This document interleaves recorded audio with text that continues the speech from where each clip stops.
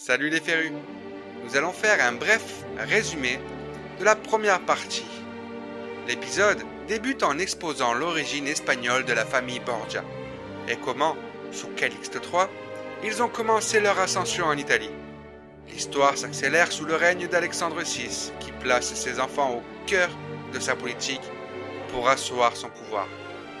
L'épisode explore ensuite les ambitions démesurées et la rivalité de ses fils, notamment César et Jean, ainsi que les alliances politiques de la famille, avec des intrigues de pouvoir, des scandales et des assassinats.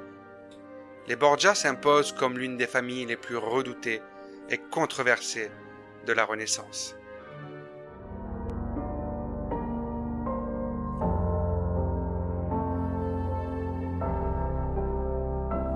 Bienvenue sur le podcast Raconte-moi son histoire.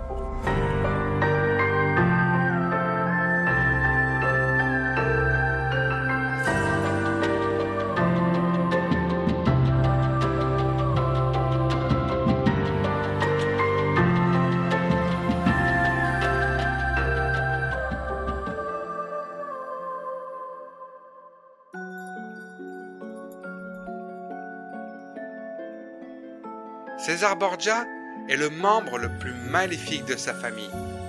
C'est un homme jaloux et très ambitieux, qui n'hésite pas à éliminer quiconque qui se met à travers de son chemin. Son frère aîné a été retrouvé mort, poignardé à plusieurs reprises. C'est César qui aurait pu le tuer pour reprendre le pouvoir, même si cela ne fonctionne pas comme prévu. Il est si machiavélique qu'il utilise, comme son père, sa sœur comme monnaie d'échange pour obtenir des titres et des terres. Si sa vie devait être déjà toute tracée, ça ne s'est pas vraiment passé comme prévu. Brillant dans ses études, César a été élevé par sa tante comme ses frères et sœurs. Destiné d'abord à une carrière ecclésiastique, César devient cardinal à 18 ans. Un poste qu'il accepte sans vraiment partager l'engagement religieux qu'il exige. Son vrai désir est ailleurs, la politique et la guerre.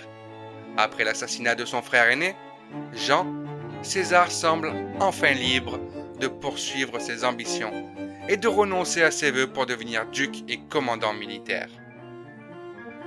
Alors que Louis XII souhaite faire annuler son mariage avec Jeanne la Boiteuse, il passe à marcher avec le pape Alexandre VI. Je donne à ton fils le duché de Valence, puis la main de Charlotte d'Albret. Et en échange, tu fais annuler mon mariage. Le contrat est alléchant, et César deviendrait enfin quelqu'un d'important.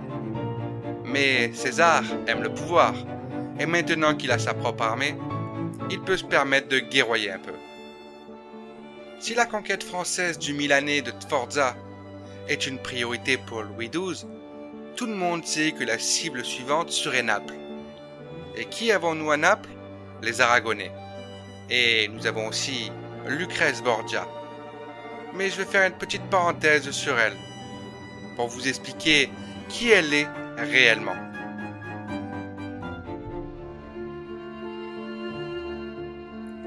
Lucrèce est la monnaie d'échange de la famille. Une jeune femme magnifique que tout homme souhaiterait avoir pour épouse. Les Sforza veulent se lier aux Borgia. Et quoi de mieux qu'un mariage entre Lucrèce et Giovanni Sforza?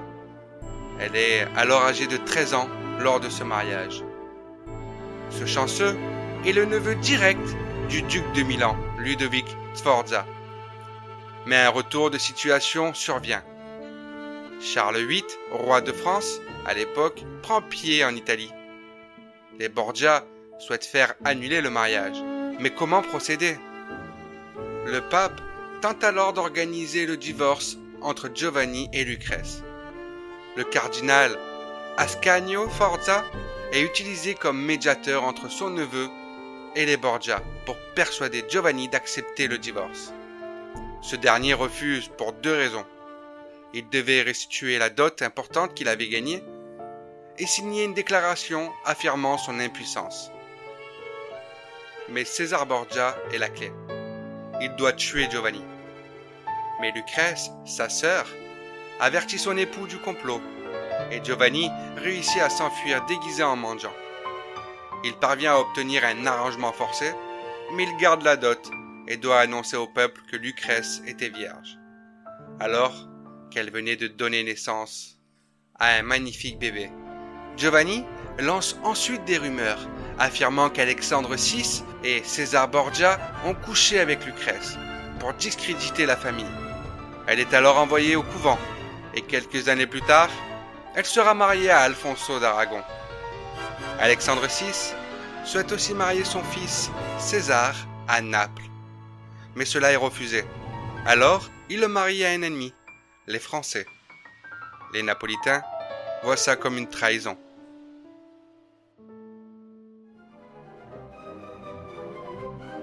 Alexandre VI échappe à la mort lorsqu'une cheminée s'effondre lors d'une de ses réunions, tuant 3 personnes, mais lui n'est que blessé.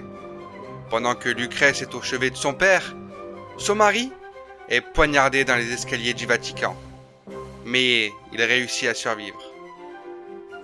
Alexandre VI échappe à la mort lorsqu'une cheminée s'effondre lors d'une de ses réunions, tuant 3 personnes, mais lui, il s'en sort blessé. Pendant que Lucrèce est au chevet de son père, son mari, Alfonso d'Aragon, est poignardé dans les escaliers du Vatican. Mais il réussit à survivre tant bien que mal. Lucrèce prend personnellement en charge la surveillance et fait même appel au médecin de Naples pour soigner son mari. César lui aurait murmuré à l'oreille: ce qui ne s'est pas produit au déjeuner peut encore arriver au dîner.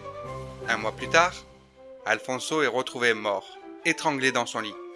Et Lucrèce se retrouve de nouveau sur le marché du célibat, prête à être remariée. Alexandre et César jettent leur dévolu sur Alfonso d'Este. Ce veuf de 24 ans sans enfant est l'héritier du duc de Ferrare, offrant ainsi une alliance extrêmement intéressante pour les Borgia.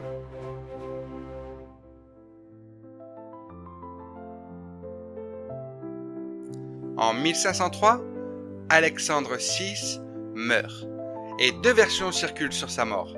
La première, plutôt banale, affirme qu'il est mort du paludisme. La seconde raconte qu'il était à un dîner avec son fils César, qui était devenu un peu son bras armé. Tous deux étaient en compagnie du cardinal Adriano di Castello, qui fera partie plus tard du complot qui assassina le pape Léon X. Alexandre aurait comploté pour empoisonner le vin du cardinal. Mais au moment de trinquer, c'est Alexandre VI qui ingurgite le poison, et quelques jours plus tard, il meurt. Et César se voit attribuer un pouvoir immense qui lui coûtera cher. En effet, 2 papes plus tard, un ennemi des Borgia, Della Rovere, devient pape sous le nom de Jules II, et son objectif est d'éliminer les Borgia. Alors que César se rend à Romagne pour contrer une révolte, il se fait capturer et emprisonner près de Pérouse. Le pape lui retire toutes ses terres, ses titres, tout ce qui confère à César en son pouvoir en Italie. Il est livré au roi d'Espagne et en 1504, il sera emprisonné dans la forteresse de Medina del Campo. Mais cela ne peut pas se terminer ainsi. Il réussit à s'échapper et à fuir, revenant au service du frère de sa femme, Jean III de Navarre. Cependant, à l'âge de 31 ans, il meurt au cours du siège de Viana, le 10 mars 1507. Il est pris au piège dans une embuscade. Sa sœur Lucrèce est libre de tout ça et termine sa vie tranquillement jusqu'à sa mort, survenant en couche le 24 juin 1519. Mais son image sera ternie par les ennemis de la famille. Les rumeurs de luxure, d'inceste et de meurtre lui resteront collées, même bien après sa mort. La suite des Borgia fut assez discrète. Ils se contentèrent de leur argent et vécurent normalement. Les ennemis des Borgia étaient très nombreux. Les Médicis, les Sforza, les Orsini, les Colonna, le roi Ferdinand II d'Aragon et surtout toute la papauté. La mort d'Alexandre VI marque le début de la chute des Borgia, avec la mauvaise gestion de son fils César, qui aurait dû être pape, mais qui a refusé la croyance des dieux.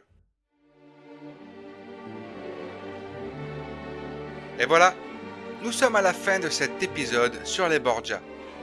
J'espère que cet épisode vous a plu.